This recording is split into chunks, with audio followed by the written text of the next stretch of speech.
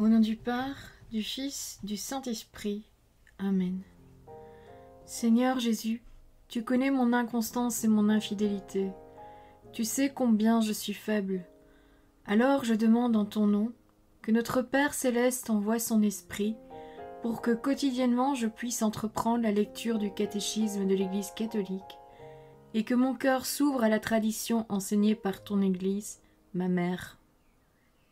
Que je puisse ajuster toutes mes actions et mes œuvres à son enseignement. Mon Jésus, avec confiance j'abandonne la constance et la fidélité de toute la démarche entre tes mains. Que Saint Michel Archange et mon ange gardien protègent et défendent chaque moment quotidien consacré à cette lecture. Maintenant, avec toi et par ta voix, disons: Notre Père, qui es aux cieux, que ton nom soit sanctifié, que ton règne vienne, que ta volonté soit faite sur la terre comme au ciel.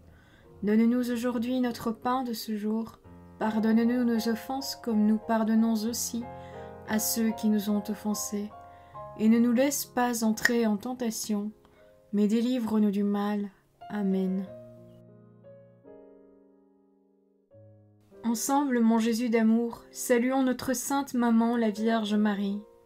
Entre ses mains, je remets mon cœur, mon âme, ma volonté et ma vie, afin que par ses soins règne en moi la volonté du Père, et qu'en ses mains mes œuvres soient gardées, transformées, en parfaite offrande rayonnante de la lumière de Dieu, pour sa gloire, le salut des âmes et la consolation des âmes du purgatoire. Je te salue Marie, comblée de grâce. Le Seigneur est avec toi, tu es bénie entre toutes les femmes, et Jésus, ton enfant, est béni. Sainte Marie, Mère de Dieu, prie pour nous, pauvres pécheurs, maintenant et à l'heure de notre mort. Amen. Je te salue Marie, comblée de grâce, le Seigneur est avec toi. Tu es bénie entre toutes les femmes, et Jésus, le fruit de tes entrailles, est béni.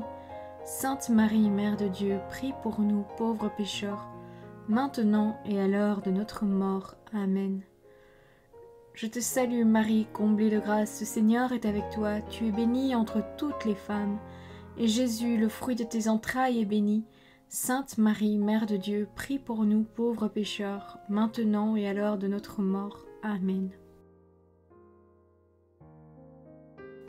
Ô Saint-Esprit, par l'intercession du cœur immaculé de la Sainte Vierge Marie, et par le cœur chaste de Saint Joseph, donne-moi un cœur doux, humble, pur, miséricordieux et charitable. Rends-moi docile à tes célestes inspirations, et prompte à y répondre.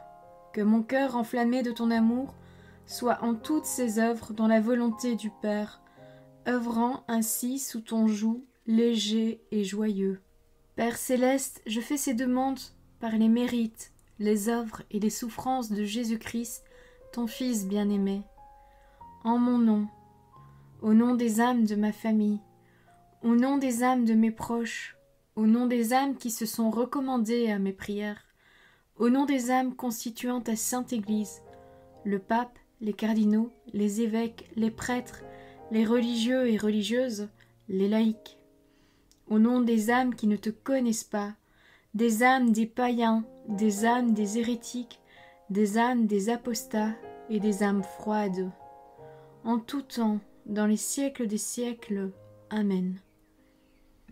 Troisième point, vrai Dieu et vrai homme. Numéro 464. L'événement unique et tout à fait singulier de l'incarnation du Fils de Dieu ne signifie pas que Jésus-Christ soit en partie Dieu et en partie homme, ni le résultat du mélange confus entre le divin et l'humain. Il s'est fait vraiment homme en restant vraiment Dieu. Jésus-Christ est vrai Dieu et vrai homme. Cette vérité de foi, l'Église a dû la défendre et la clarifier au cours des premiers siècles face à des hérésies qui la falsifiaient. Numéro 465. Les premières hérésies ont moins nié la divinité du Christ que son humanité vraie, ce qui est appelé le docétisme gnostique. Dès les temps apostoliques, la foi chrétienne a insisté sur la vraie incarnation du Fils de Dieu, venu dans la chair. Mais dès le IIIe siècle, l'Église a dû affirmer, contre Paul de Samosate, dans un concile réuni à Antioche, que Jésus-Christ est le Fils de Dieu par nature et non par adoption.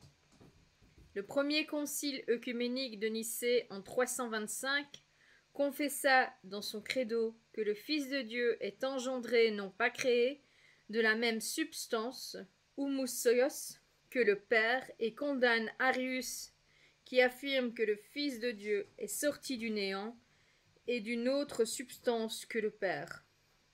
Numéro 466. L'hérésie nestorienne voyait dans le Christ une personne humaine conjointe à la personne divine du Fils de Dieu. Face à elle, saint Cyril d'Alexandrie et le troisième concile œcuménique réuni à Éphèse en 431 ont confessé que le Verbe, en s'unissant dans sa personne une chair animée par une âme rationnelle, est devenu homme. L'humanité du Christ n'a d'autre sujet que la personne divine du Fils de Dieu, qui l'a assumée et faite sienne dès sa conception. Pour cela, le concile d'Éphèse a proclamé en 431 que Marie est devenue en toute vérité Mère de Dieu par la conception humaine du Fils de Dieu dans son sein.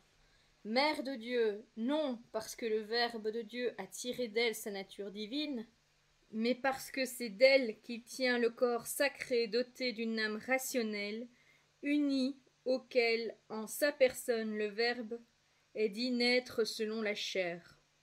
Numéro 467.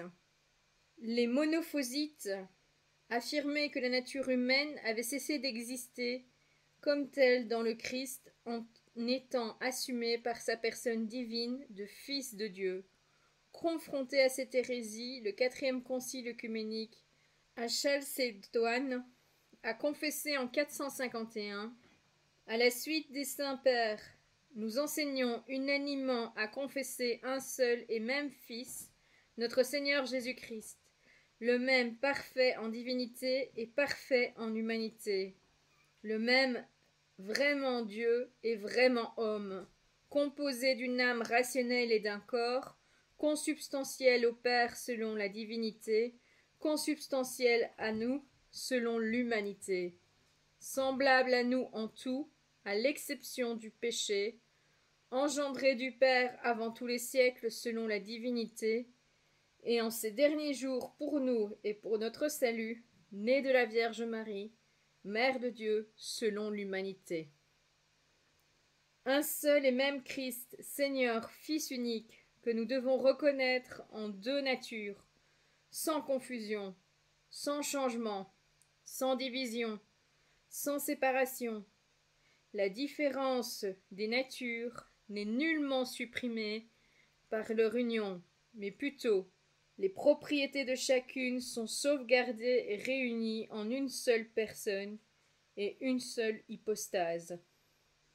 Numéro 468. Après le concile de Chalcédoine, certains firent de la nature humaine du Christ une sorte de sujet personnel. Le cinquième concile œcuménique, à Constantinople en 553, a confessé contre eux. Il n'y a qu'une seule hypostase, ou personne, qui est notre Seigneur Jésus-Christ, un de la Trinité. Tout dans l'humanité du Christ doit donc être attribué à sa personne divine, comme à son sujet propre, non seulement les miracles, mais aussi les souffrances et même la mort. Celui qui a été crucifié dans la chair, notre Seigneur Jésus-Christ, est vrai Dieu, Seigneur de la gloire, et un de la Sainte Trinité. Numéro 469. L'Église confesse aussi que Jésus est inséparablement vrai Dieu et vrai homme. Il est vraiment le Fils de Dieu qui s'est fait homme, notre frère, et cela sans cesser d'être Dieu, notre Seigneur. Il resta ce qu'il était, et il assuma ce qu'il n'était pas. Chante la liturgie romaine. Et la liturgie de saint Jean Chrysostome proclame et chante Ô Fils unique et Verbe de Dieu, étant immortel, tu as daigné pour notre salut t'incarner dans la Sainte Mère de Dieu et toujours Vierge Marie, qui, sans changement, est devenue homme et qui a été crucifié. Ô Christ Dieu, qui par ta mort a écrasé la mort, qui est un de la Sainte Trinité, glorifié avec le Père et le Saint-Esprit, sauve-nous. Quatrième point. Comment le Fils de Dieu est-il homme? Numéro 470. Parce que dans l'union mystérieuse de l'incarnation, la nature humaine a été assumée, non absorbée. L'Église a été amenée au cours des siècles à confesser la pleine réalité de l'âme humaine avec ses opérations d'intelligence et de volonté et du corps humain du Christ. Mais parallèlement, elle a eu à rappeler à chaque fois que la nature humaine du Christ appartient en propre à la personne divine du Fils de Dieu qui l'a assumée. Tout ce qu'il est et tout ce qu'il fait en elle relève d'un de la Trinité. Le Fils de Dieu communique donc à son humanité son propre mode d'exister personnel dans la Trinité.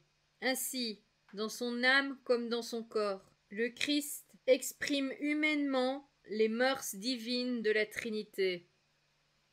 Le Fils de Dieu a travaillé avec des mains d'homme. Il a pensé avec une intelligence d'homme. Il a agi avec une volonté d'homme. Il a aimé avec un cœur d'homme.